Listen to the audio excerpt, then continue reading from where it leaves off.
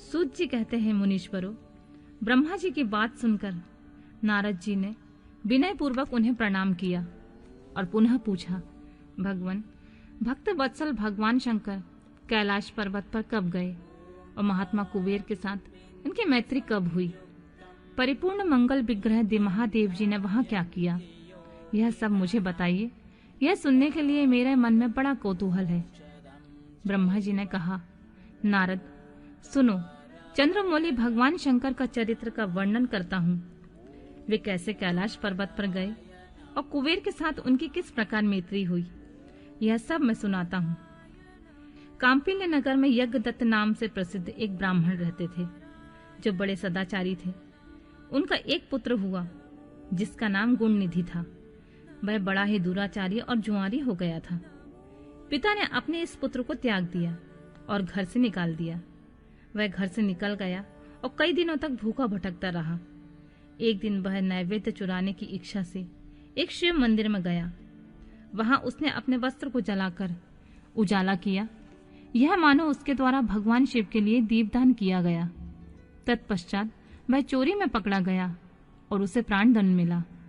अपने कुकर्मों के कारण वह यमदूत द्वारा बांधा गया। इतने में ही भगवान शंकर के पार्षद वहां आ पहुंचे। उन्होंने उसे उनके बंधन से छुड़ा दिया। शिवगणों के संग में उसका हृदय शुद्ध हो गया। अतः वह उन्हीं के साथ तत्काल शिवलोक में चला गया। वहां सारे दिव्य भोगों का उपभोग तथा उमा महेश्वर का सेवन करके कालांतर में वह कलिंगराज अरिंदम का पुत्र हुआ। वहां उसका नाम था दम। वह निरंतर भगवान शिव की सेवा में लगा रहता था। बालक होने पर भी वह दूसरे बालकों के साथ शिव का भजन किया करता था। वह क्रमशः युवा अवस्था में प्राप्त हुआ और पिता के परलोक गमन के पश्चात राज सिंहासन पर बैठा। राजा दम बड़ी प्रसन्नता के साथ सब और शिव धर्मों का प्रचार करने लगे। भूपाल दम का दमन करना दूसरों के लिए सर्वथा कठिन था। ब्राह्मण समस्त शिवालयों में दीपदान करने के अतिरिक्त वे दूसरे किसी धर्म को नहीं जानते थे। उन्होंने अपने राज्य में रहने वाले समस्त ग्रामाध्यक्षों को बुलाकर यह आज्ञा दे दी कि शिव मंदिर में दीपदान करना सबके लिए अनिवार्य होगा। जिस जिस ग्रामाध्यक्ष के गांव में जितने शिवालय हैं, वहां वहां बिना कोई विचार किए सदा दीप जलाना चाहिए। आजीवन इसी धर्म का पालन करने के कारण राजा दम ने बहुत बड़ी धर्म संपत्ति का संचय कर लिया। फिर वे काल धर्म के अधीन हो गए। दीपदान की वासना से युक्त होने के कारण उन्होंने शिवालय में बहुत से दीप जलवाए और उसके फलस्वरूप जन्मांतर से वे रत्नमय दीपों के प्रभा से आश्रय हो। दीपदान की वासना से युक्त होने के कारण उन्होंने शिवालयों में बहुत से दीप जलवाए और उसके फलस्वरूप जन्मांतर में रत्नमय दीपों की प्रभा के आश्रय हो अलकापुरी के स्वामी हुए। इस प्रकार भगवान शिव के लिए किया हुआ थोड़ा सा भी हवन या आराधन समय अनुसार महान फल देता है। ऐसा जानकर उत्तम सुख की इच्छा रखने वाले लोगों को शिव का भजन अवश्य करना चाहिए। वह दीक्षित का पुत्र जो सदा सब प्रकार के अधर्मों से रचा पचा रहता था, देवयोग से शिवालय में धन चुराने के लिए गया और उसने स्वार्थवश अपने कपड़े को दीपक की बत्ती बनाकर उसके प्रकाश से शिवलिंग के ऊपर अंधेरा दूर कर दिया। इन सत्कर्म के फलस्वरूप वह कलिंग देश का राजा हुआ और धर्म में उसका अनुराग हो गया।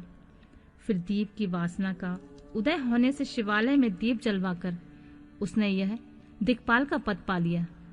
मुनीश्वर, देखो तो सही, कहाँ उसका वह कर्म और कहाँ उसके दिक्पाल की पदवी जिसका यह मानव धर्म प्राणी इस समय यह उपभोग कर रहा है। तात, यह तो उसके ऊपर शिव के संतुष्ट होने की बात बताई गई है। अब एक चित होकर यह सुनो कि किस प्रकार सदा के लिए उसकी भगवान शिव के साथ मित्रता हो गई। मैं इस प्रसंग का तुमसे वर्णन करता हूँ। नारद, पहले के पाद्य कल्प की बात है। मुझ ब्रह्मा के मानस पुत्र पुलस से विश्वा का जन्म हुआ और विश्वा के पुत्र वैश्रवण कुबेर हुए।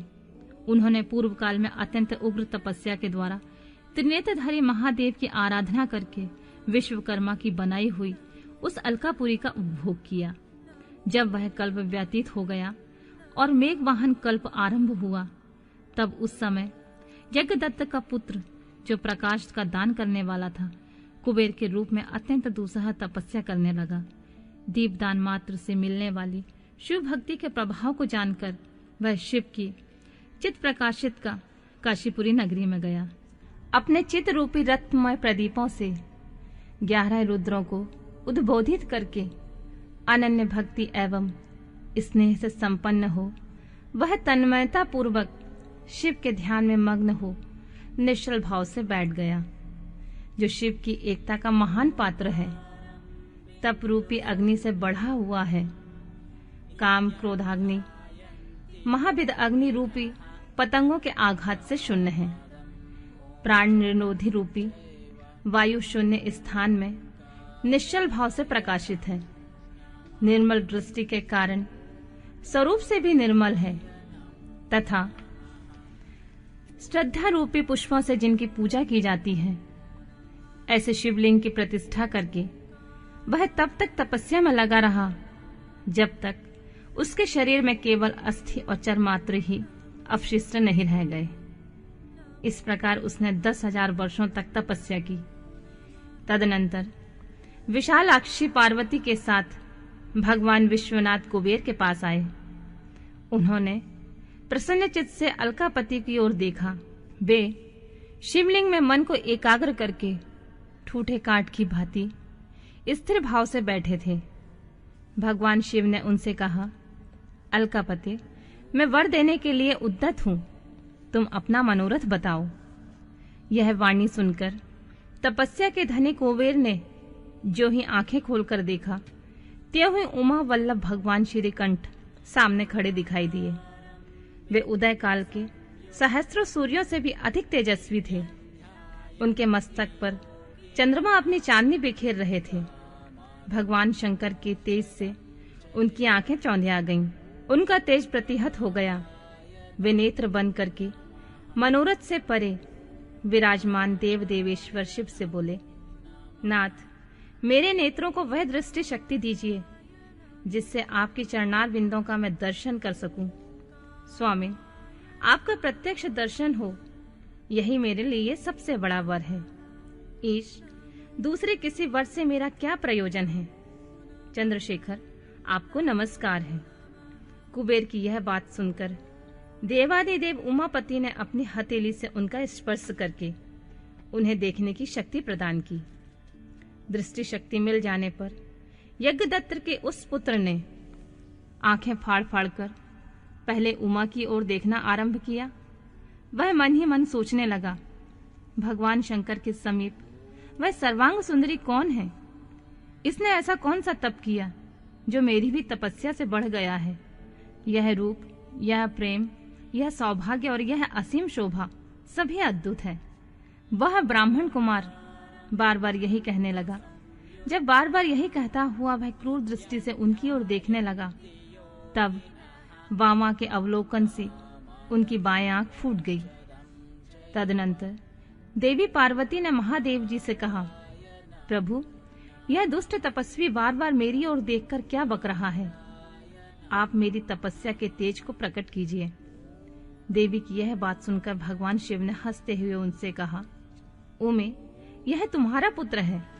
यह तुम्हें क्रूर दृष्टि से नहीं देख सकता, अपितु तुम्हारी तप संपत्ति का वर्णन कर रहा है।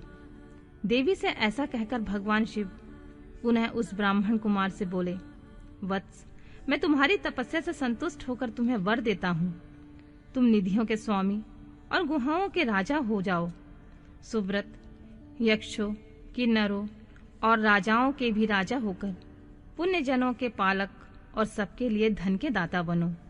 मेरे साथ तुम्हारी सदा मैत्री बनी रहेगी और मैं नित्य तुम्हारे निकट निवास करूंगा।